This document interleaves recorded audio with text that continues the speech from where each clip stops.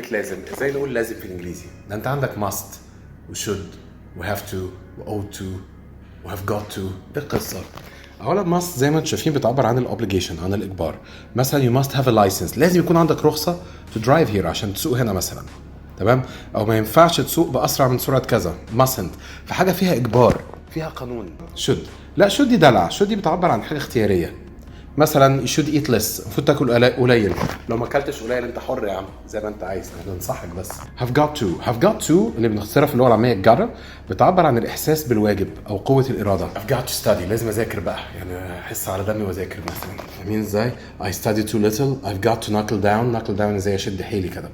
يبقى عندنا must اجباري، should اختياري، have got to فيها احساس بالواجب. ought to دايما بتعبر عن امر اخلاقي او ديني، ethical او religious. ماشي؟ زميلنا يا جماعه عيان واجب نزوره.